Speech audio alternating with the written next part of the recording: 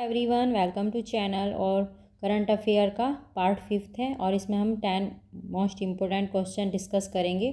और अब से पहले 3 क्लास हो चुकी हैं इसकी, जिसमें हमने क्वेश्चन डिस्कस करे थे। और ये जो क्वेश्चंस की जो सीरीज चली है ये बहुत ही इम्पोर्टेंट क्वेश्चन है। इनमें से एग्जाम में क्वेश्चंस देखने के लिए ज़रूर से ज़रूर मिलेंगे। ठीक है, चलिए तो डिस्कस करते हैं आज की क्लास।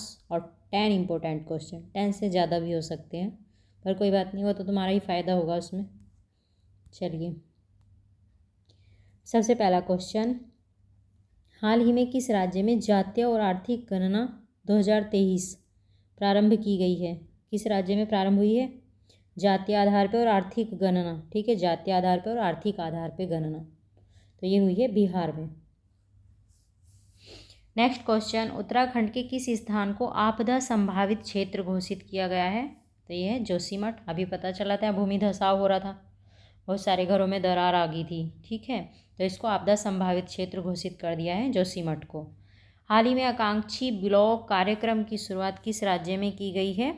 तो ये हुई है नई दिल्ली के अंदर, आकांक्षी ब्लॉक कार्यक्रम।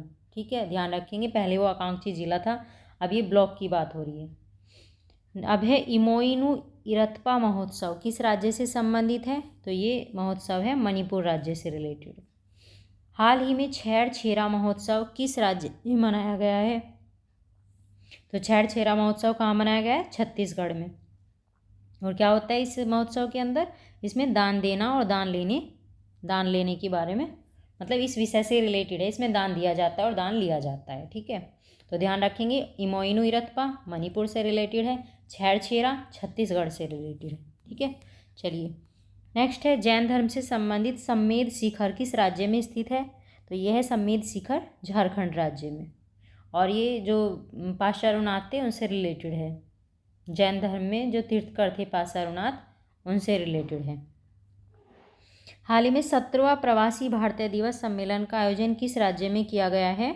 तो ये हुआ है एमपी के, भोपाल में नहीं हुआ है, ये इंदौर में हुआ है एमपी के। ठीक है, सम्मेलन का ये भी ध्यान रखना है, कौन सा सम्मेलन है? 17वां सम्मेलन है। और प्रवासी भारतीय दिवस सम्मेलन है, कौन से राज्य में हुआ है? एमपी में। अगर स्थान का नाम पूछेंगे तो इंदौर है। ठीक है, नेक्स्ट क्वेश्चन, 2022 के शीर्ष प्रदर्शन करने वाले वैश्विक हवाई अड्डों की सूची में भारत के किन हवाई अड्डों को शामिल किया गया है? तो भारत के हवाई अड्डे ये हैं, कैंपेगौड़ अंतर्राष्ट्रीय हवाई अड्डा और एक है इंदिरा गांधी अंतर्राष्ट्रीय हवाई अड्डा। इन दोनों हवाई अड्डों को किसमें शीर्ष प्रदर्शन करने वाले वैश्विक हवाई अड्डों की सूची में शामिल किया गया है। ठीक है, चलिए next question, voice of global south शिखर सम्मेलन, इनका आयोजन कहाँ किया जाएगा? ये होगा नई दिल्ली के अंदर।